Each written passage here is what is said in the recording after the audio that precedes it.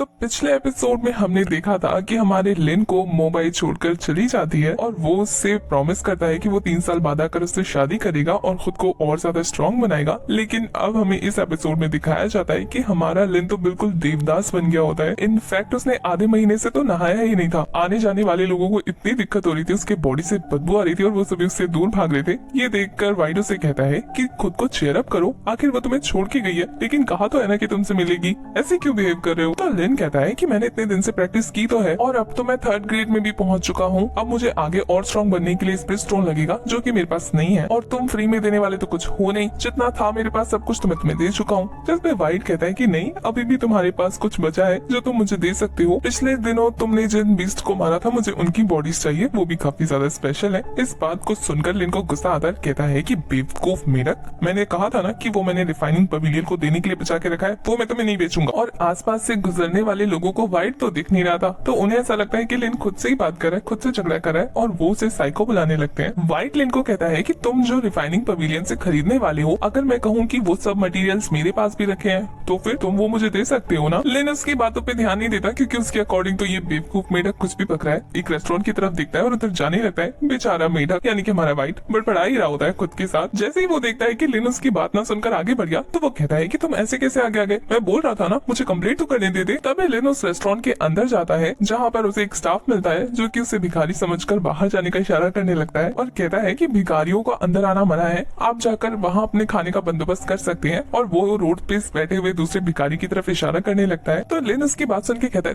तुम्हें मैं भिखारी लगता हूँ, किस एंगल से? और वो खुद की बॉडी दिखाने लगता है। वो स्टाफ नाक बंद करके कहता है, हाँ बिल्कुल। वाइट लिन को दिलासा देने लगता है, होता है सबके साथ होता है। पर लिन गुस्से में अपनी स्पिरिट स्टोन वाली पोटली निकालता है और टेबल पे दे मारता है, और वो पोटली पूरी की पूरी स्पिरिट स्टोन से भरी थी। ये देखकर तो स्टाफ का मुंह खुला का खुला रह जाता है। यहाँ वो अंग्रेजी कहावत फिट बैठती है, डोंट जज a book by its cover. इससे पहले कि वो स्टाफ अपने इमोशन पर कंट्रोल कर पाता, अपना मुंह बंद कर पाता, उसका मालिक आकर उसके कान के नीचे एक जोर से बजाता है और कहता है कि ये तो बेवकूफ है, आप हमारी सुनिए। और वो झुककर लिन का वेलकम करता है अपने रेस्टोरेंट में। लिन भी काफी एटीट्यूड में आकर सीट पर आता है। पूरा मेन्यू बुक छानने के बाद वो एक पेज पर पॉइंट करता है, तो वहाँ के ओनर को लगता है कि वो एक पर्टिकुलर डिश मंगा रहा है। तो लिन कहता है, नहीं ये पर्टिकुलर डिश नहीं, ये पूरा का पूरा पेज लेकर आना है। और ये सुनने के बाद तो उस ओनर का मुंह देखने लायक होता है, और वो सारा का सारा खाना वही वेटर लेकर आता है जिसने लिन की बेइज्जती की थी। लिन का टेबल पूरा का पूरा खाने से भर जाता है, ऐसा लगता है जैसे उसने 150 लोगों का खाना खुद ही मंगा लिया। और ये देखकर तो आसपास के लोगों के साथ वो वेटर भी कंफ्यूज हो जाता है कि ये इतना खाएगा कैसे। लिन फटाफट टेबल पे रखा हुआ खाना ठूसने लगता है जैसे जन्मों से बेचारे ने कुछ नहीं खाया। तभी उसे आसपास के टेबल से कुछ कन्वर्सेशन सुनाई देती है, और ये कन्वर्सेशन होती है कि ब्लैक स्नेक गैंग का ट्रेजर बॉक्स किसी ने लूट लिया है और उसके वाइस लीडर की भी किसी ने डेथ कर दी है। अभी तक उन्हें ढूंढ के नहीं मिला कि ये काम किसने किया है। उनमें से एक दूसरे वाले से पूछता है कि कोई आइडिया है कि आखिर उस ट्रेजर बॉक्स में ऐसा क्या था। तो दूसरा वाला बंदा काफी धीरे से कहता है कि मैंने सुना है कि उस ट्रेजर बॉक्स में एक मैप था, वो भी खजाने का। और वो लोग ये सोचकर परेशान होने लगते हैं कि पता नहीं ऐसा कौन सा बहादुर लड़का है जिसने उनसे पंगा लिया है। तभी उनमें से एक बंदा कहता है कि मैंने सुना है कि हेवन ब्रेकर सेक्ट में कुछ डिसेबल्स को रिक्रूट किया जा रहा है, क्या तुम्हें लगता है कि मेरे दूसरे भाई के तीसरे दामाद के भतीजे को एडमिशन मिल जाएगा? काफी पास का रिश्ता नहीं है। ये सुनकर तो उसका साथी भी चौंक जाता है। यहाँ लिन जो है वो वाइट से कहता है कि तुम्हें याद है उस ट्रेजर बॉक्स में से एक मैप निकला था, लेकिन वो मेरे माइंड के अंदर क्यों चला गया, बता सकते हो? तो वाइट थोड़ा सोच कर कहता है, मुझे नहीं पता, वैसे भी बहुत सारी मिस्टीरियस चीजें हैं इस पूरी दुनिया में, मैं सबको थोड़ी ना पता करके रख सकता हूँ। लिन को गुस्सा तो काफी आता है, पर इससे पहले कि वो वाइट पर गुस्सा कर पाता,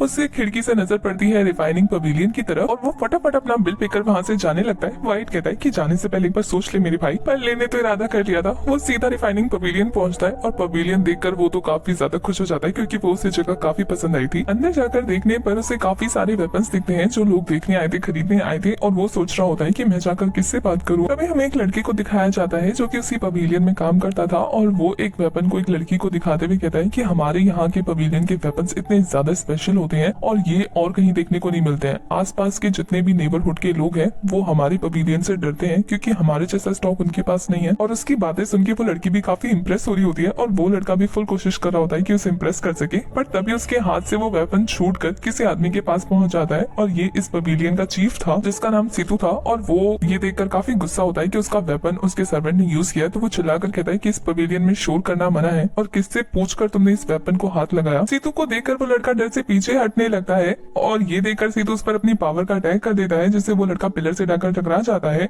और सीतू से कहता है कि तुम्हारी हिम्मत कैसे कैसे भी यहाँ के वेपन्स को बिना पूछे हाथ लगाने की, जिसपे वो लड़का कहता है कि मुझे लगा ये चीजें हम ट्राई करके देख सकते हैं एक बार ट्रायल के लिए, जिसपे सीतू कहता है कि ये पुराने रूल्स थे, आज से रूल चेंज हो गए हैं, तुम अपनी चीज को खरीदे बिना हाथ नहीं लगा सकते। तो वो लड़का कहता है ठीक है मैं इसे खरीद लूंगा, आप रेट बताइए। तो सीतू से कहता है कि ये यहाँ का सबसे स्पेशल वेपन है, तो इसके मैं 5000 स्पिरिट स्टोन लूंगा। इतना ज्यादा रेट सुनकर वो लड़का चौंक जाता है, कितना महंगा क्यों? जिसपे सीतू कहता है कि ये हमारे पवेलियन का एक्स है, इतना महंगा तो होगा ही ना। और वो उसको एक तरह से धमका रहा होता है कि पैसे निकालो बोल के। आसपास के लोग कहते हैं कि इसने सीतू से पंगा लिया है, अब तो इसकी खाल उधड़ कर रहेगी, बहुत अनलकी गाय है ये तो। ये सारी बातें हमारा लिन भी सुन रहा होता है, उसको इतना गुस्सा आता है कि वो सामने आकर कहता है कि एक ऑर्डिनरी वेपन का जिसका कोई रैंक नहीं है उसकी इतनी ज्यादा कीमत, ऐसे वेपन्स तो रोड साइड पे 50 स्पिरिट स्टोन पे दर्जन में मिल सकते हैं। और उसकी बातें सुनकर सीतू को काफी ज्यादा गुस्सा आ जाता है और वो लिन को घूर घूर के देखने लगता है गुस्से में। तो लिन कहता है मेरे सवालों का जवाब नहीं दिया तुमने कि ये इतनी सस्ती सी चीज यहाँ पर इतनी महंगी क्यों मिल रही है। उसकी इस बात पर सीतू कहता है कि ये सस्ती चीज कितनी ज्यादा स्पेशल है तुम्हें अब बताता हूँ, तुमने किससे पंगा लिया है। और वो उस वेपन के साथ ही लिन पर अटैक कर देता है। उसके अकॉर्डिंग अटैक बहुत ज्यादा पावरफुल था, पर लिन तो उसे एक हाथ से ही रोक लेता है। ये देखकर तो आसपास के लोग शॉक रह जाते हैं, सोचते हैं कि ये कितना ज्यादा स्ट्रॉन्ग है। वो सभी सोच रहे होते हैं कि इसने सीतू को रोक लिया जो कि 8 लेवल पर है। सीतू कितने पावरफुल अटैक एक्स अटैक को सिर्फ एक हाथ से रोक लिया। सबकी बातें सुनकर सीतू को गुस्सा आता है, वो कहता है कि मेरे वेपन को छोड़ो और मुझे जाने दो यहाँ से। तो उसकी इस बात पे कहता है लिन ओके, और वो उसके वेपन को तोड़कर उसे छोड़ देता है। ये देखकर तो वो भी हक्का बक्का रह जाता है। उसके बाद लिन उसी टूटे हुए वेपन के हिस्से से उस पर अटैक करता है, जिससे उसका वेपन तो नीचे ही गिर जाता है। मतलब अब तो उसका पूरा कल्याण हो गया। लिन आगे कहता है रिफाइनिंग पवेलियन नाम तो अच्छा है, पर मुझे नहीं लगता कि यहाँ के वेपन्स इतने अच्छे हैं। स्ट्रीट वेपन्स के मुकाबले काफी ज्यादा कमजोर है, वो भी एटलीस्ट थोड़ी देर तक चलते हैं, ये तो वो भी नहीं चले। उसकी बातें सुनकर सीतू का गुस्सा हाई लेवल पर पहुंच जाता है। वो कहता है कि मेरे रिफाइनिंग पवेलियन के बारे में इतना बुरा भला बोल रहे हो, कहाँ है यहाँ के गार्ड्स? और फिर वो अपने गार्ड्स को बुला लेता है, जो कि आते ही लिन को चारों तरफ से घेर लेते हैं अपने स्वॉर्ड की नोक पर। वैसे लिन यहाँ पे काफी ज्यादा रिलैक्स लग रहा होता है, जैसे कि वो तो उन्हें एक हाथ से पीट देगा। और इसी के साथ हमारा ये वाला एपिसोड हो जाता है खत्म।